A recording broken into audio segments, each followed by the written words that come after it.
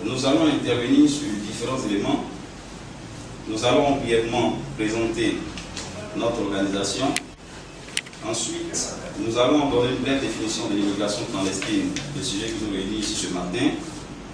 Nous allons également vous parler brièvement des itinéraires les plus dangereux de l'histoire de la migration clandestine. Et nous allons parler ensemble des victimes qui... Voilà, présenter brièvement les éléments sur lesquels nous allons intervenir. Et nous vous présenterons également des vidéos pour étayer nos dires et des diapositives également. Alors, d'entrée de sujet, il faut dire que l'ONG SOS Immigration Clandestine a été créée le 4 août 2007 à Abidjan, avec pour but principal lutter contre l'immigration clandestine. L'ONG a pour mission première de sensibiliser toutes les couches des populations sans distinction aucune sur les dangers liés à la migration clandestine. Deuxièmement, nous avons pour mission également de promouvoir les droits et devoirs des jeunes, quel que soit leur âge et leur nationalité. Troisièmement, nous avons pour tâche également de promouvoir et de soutenir la réalisation de dispositifs d'aide aux jeunes déscolarisés. Et ensuite, nous avons pour tâche également, dans le cadre de notre programme de formation et d'insertion, nous avons pour tâche également de mettre en œuvre toute action d'éducation, de formation et d'insertion des jeunes au sein du tissu social et économique, dans l'optique d'atteindre notre objectif qui est de lutter contre l'immigration clandestine et voir l'éradication totale de ce fléau. Voilà présenté succinctement les éléments sur lesquels nous nous appuyons pour mener à bien notre combat. Je voudrais ici, parlant de l'immigration, il faut dire que l'immigration n'est pas une mauvaise chose. L'immigration en tant que telle contribue au développement des nations. L'immigration donne naissance à ce qu'on appelle le co-développement, qui est la... Donc l'immigration date depuis des décennies et c'est une bonne chose parce qu'elle contribue au développement. Mais qu'est-ce qui vient gâter cette immigration? C'est sa clandestinité qui arrache à l'Afrique ces milliers de jeunes bras valides. Il faut noter que l'immigration clandestine, la définition que nous donnons à l'immigration clandestine, c'est d'abord, avec définition terre à terre, immigrer de façon illégale dans un pays qui vous est étranger. C'est-à-dire ne possédant d'aucun document dûment rempli par les autorités compétentes du pays d'accueil, vous donnant le droit d'entrer sur ce territoire. Ici, nous pourrons communément appeler cela visa. Et tant que vous n'avez pas d'autorisation d'entrer sur un territoire, vous l'avez violé de façon illégale. Et donc, l'immigration clandestine, c'est de violer les lois d'immigration du pays d'accueil, ne pas respecter les lois et contourner, entrer de façon illégale. Nous allons également, dans cette aventure, les itinéraires réputés les plus dangereux. Vous avez là où... Non, on va donner certaines informations. Là où nos jeunes frères ont le plus perdu la vie, vous avez la traversée périleuse de la Méditerranée centrale, les côtes tunisiennes et libyennes en partance pour l'Italie. Et cette traversée est faite dans des conditions difficiles pour atteindre les îles italiennes telles que Lampedusa, Malte, la Sardaigne, la Sicile et la Calabre, etc.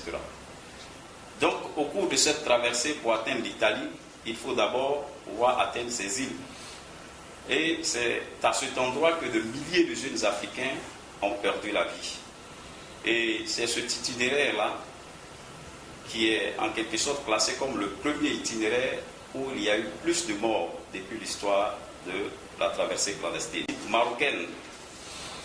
les côtes atlantiques du Maroc et de la Mauritanie, en partance pour les îles Canaries espagnoles. À cet endroit également, beaucoup de jeunes Africains ont perdu la vie. Vous avez également, troisièmement, la traversée du terrible détroit de Gibraltar. La traversée du terrible détroit de Gibraltar entre les côtes marocaines et les deux enclaves espagnoles Ceuta et Melilla. Il faut dire qu'à cet endroit également, beaucoup de nos jeunes Africains ont perdu la vie. Et ce trajet a été, je dirais, classé en troisième position du fait de son fort taux également de mortalité des jeunes Africains qui ont perdu la vie. Vous avez la traversée également de la mer Égée entre les côtes turques et les îles grecques à destination de la Grèce. Mais il faut dire que nos jeunes frères qui s'orientent vers la Grèce ont pour ambition première de rejoindre l'Italie depuis les côtes occidentales de la Grèce et de l'Albanie pour pouvoir rejoindre les côtes italiennes. Donc voilà présenter brièvement les itinéraires les plus dangereux. Et il faut dire que tous ces itinéraires nous offrent trois principales destinations. Vous avez la destination première, l'Italie. Vous avez en deuxième plan l'Espagne et ensuite la Grèce. Et je m'appuie un peu sur la Grèce pour dire que ceux qui vont réellement en Grèce, ils ont pour intention d'atteindre les pouilles italiennes, donc se retrouver en Italie.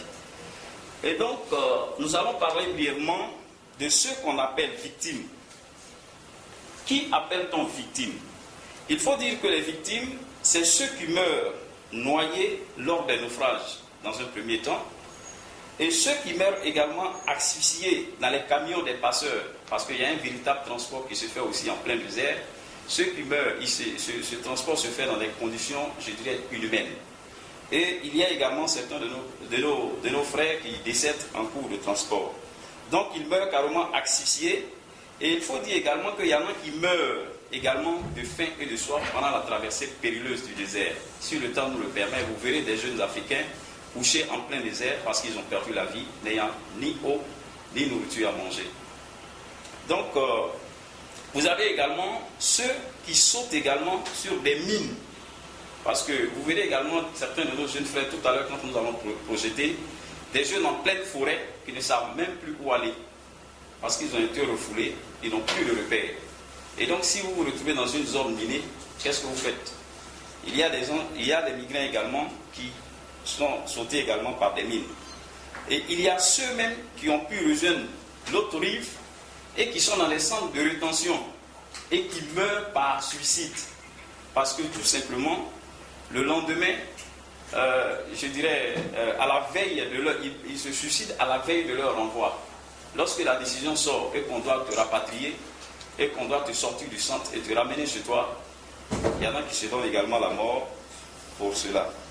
Il faut encore dire qu'il existe également des homicides entre les différents groupes ethniques. Ça se passe également un peu comme nous le voyons dans les prisons aux États-Unis. Il existe également, puisque c'est la loi du plus fort, c'est une jungle, il existe également des homicides entre les différents groupes ethniques. Et malheureusement, il y a ceux-là qui meurent de froid parce qu'ils ne peuvent pas supporter le climat qui s'offre à eux. Ici, nous avons un climat, je dirais, un peu chaud. Lorsque vous arrivez dans des conditions clandestines, vous n'avez pas un abri et c'est la neige qui s'offre à vous. Je crois que, faute de cela, ils décèdent parce qu'ils n'arrivent pas à supporter. Et pour toute cette traversée clandestine,